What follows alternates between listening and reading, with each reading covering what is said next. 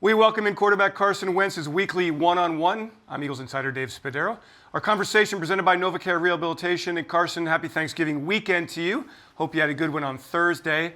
We are looking at Monday's game against Seattle. And look, the question is this: what does the offense need to do to get back on track starting on Monday night? Yeah, first of all, thank you. It was a great, holiday, and obviously a little different this year for everybody, but still good to just spend some time with the family. But I think plain and simple, we got to stop, hurting ourselves. I think whether it's turnovers or not staying on the field or penalties or different things, we're so close early in ball games, and then we have just a lapse in judgment or a mistake, a mental or physical mistake, and kind of sets the tone for the ball game. I think if we can come out fast, play fast, and limit those mistakes early in games and kind of change the momentum, I really think that'll set us up for success. And we realize how close we are, and we just got to come out swinging a little better early in games. It's interesting, making a mistake, mental lapse of judgment, physical mistake. I mean, you can talk about it and maybe obsess about it too. So it's kind of a fine line, right? Like, you still want to play really fast, really free, but at the same time you want to be cognizant of not turning the football over. So is it a difficult balancing act? I mean, absolutely. I think every guy, kind of walks through that, and just try not to overthink it by any means. But I do know it's something that has shown up too many times. And I think, like I said, early in ball games especially is what I think is hurting us. Because I think if we come out and we put points on the board, on our first drive, whether it's 3 or 7 points, I think it sets the tone a little differently for us as an offense. And I think we need that, extra momentum to kind of propel us. And we just got to clean it up early in games and find a way to stay on the field as well on third down. What is it like, Carson, behind the scenes, the collaboration between the players, yourself, the coaching staff, everybody working for the same thing to try to get this back on track? Is it frantic? Is it calm? Is it intense? How would you describe it? Yeah, I would say it's pretty calm. I would say it's calm and very very focused. I think in this building as players and coaches, I think you do everything you can to block out the noise and be the same person every day. Whether we're 10-0 or 3-6-1, whatever, it doesn't matter. You try and be the same and just be laser focused when you're in this building, and try and formulate the best game plan, and physically and mentally as a player get yourself ready to go to the best of your ability, and try not to change. That's the approach I've always had, whether we're undefeated or haven't won a game. That's the same approach I try and take, and I think I've seen a lot of coaches and players take that same approach, and I think we're going to get it going in the right direction. If every game is a learning experience, when you watched yourself against the Browns, what did you learn? What did you like? What did you not like? Yeah, I think we did some things well. I think the biggest thing that sticks out really from the last 2 games is just not staying on the field on third down, and some of those things are because of our first and second down. We're behind the chains too often, and we got to find a way to have positive plays on first and second down and find a way to stay on the field and stop putting ourselves in 3rd and 10 situations. Obviously, we all know we got to take care of the football better. I got to take care of the football better.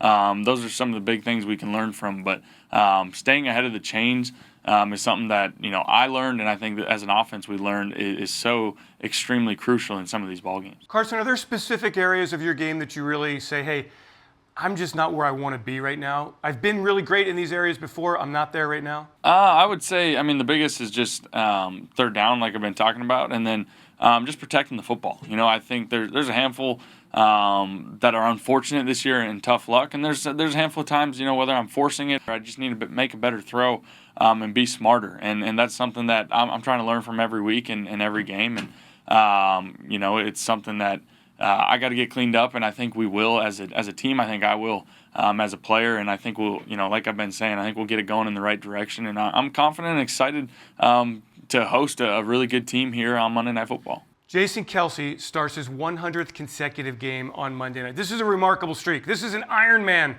at one of the game's most difficult positions. What does that say to you about Jason, that he's not only as talented as we know, but he's been so durable? Pretty incredible, honestly. You see the injuries every year. You see the injuries up front even this year, and just it's so common, and it's part of the game. And Kelce, honestly, he's battled his own things, but the way he's always out there, whatever it takes, he's going to be out there fighting with his teammates. I absolutely love that about him, and he brings the same energy and the same passion, whether he's hurting and he's dinged up or he's fresh and ready to go. And so I think everyone respects that about him and loves that about him. In last week's game, Luke came in for a few plays. I wonder when you've got a kid who's coming in, a young guy who's never played. I mean, what's your mentality like, Carson? Do you kind of try to calm him down before that first snap? I mean, what do you do when you bring somebody in like Luke, who hasn't really played? Yeah, I mean, whether it's Luke or other guys throughout the season, honestly, to this point, I just remind them, hey, you're here for a reason, and go be you. Just play football. Don't overthink it, because that's the message I used to tell myself when I was a rookie: is don't make this too big. Just it's a game. It's a game, and play ball. And that's what I tried to relay to him, and that's what I try to relay to all the young guys. All right, Seattle, evolving defense. You talked about it earlier in the week with reporters. How would you describe what they do? I know they play fast. Are they the same kind of style as they've been in the many times you've played them in the past? They're a good bit different, actually. I mean, still some same tendencies and techniques, but, in the past they haven't, brought a lot of pressure and done a lot of that stuff. Been pretty generic and kind of just played fast. Now they still play fast, but they like to bring pressure. They like to disguise a lot more. I think having Jamal Adams over there kind of changed up their defense a little bit, as well as some other things. So you got to know where he's at all times. You got to see the coverage and be ready to get the ball out fast, because like I said, they do like to heat you up now and bring some pressure. Final question, Carson. It's about COVID-19 and the impact it's having throughout the league. We see it every day. Players suffering positive tests and getting ill and games being moved. And has it impacted you in the way you lead your life? And also kind of explain to fans from a day-to-day standpoint, in the building, out of the building, how much has it changed what you're doing? Yeah, honestly, it's hard. I know it's hard for everybody across this country and across the world even. And there's a lot of unknowns with it as well. And, as players, we're trying to go through our weeks as normal as we can, but at the same time, we're virtually meeting. Everyone's at their house or their apartment or whatever, virtually meeting. And you lose a lot of that camaraderie. You lose a lot of that team bonding and the ability to grow and kind of gel together. And that's really been the story of 2020. You missed OTAs. Training camp was a little different, and so just with all the protocols, you missed that opportunity. It's something that I love about the game, is just the brotherhood and the camaraderie, and that's been it's been limited and impacted. But at the same time, we're just thankful that we're still able to play. And with everything going on in the world, we're still out here. We're finding a way. The NFL has all these really tight lockdown protocols that we got to all honor and do the best we can to just still get out there and play on Sundays or Mondays or whatever that is. And so far, we're still finding a way, but obviously it can be pretty tough. Monday Night Football, Seattle Seahawks come to Lincoln Financial Field. No fans, which is a bummer. We miss the fans so much. What do you do all day, Carson, waiting for that moment before you get to NovaCare and have a meal and then go to the stadium? Yeah, I try and relax as much as I can. I love playing, those 1 o'clock games and waking up and clock's ticking, already. But sometimes it's a long day, and you got to just, whether it's take a nap or just try and lounge a little bit and get your mind off the game for a little while and, just refocus as best you can. Good luck, Carson, against Seattle. First place at stake here in the NFC East. Need a big one on Monday night. Thank you so much for your time. Carson Wentz, our weekly one-on-one presented by NovaCare. Thanks so much, Carson. Thanks, Dave.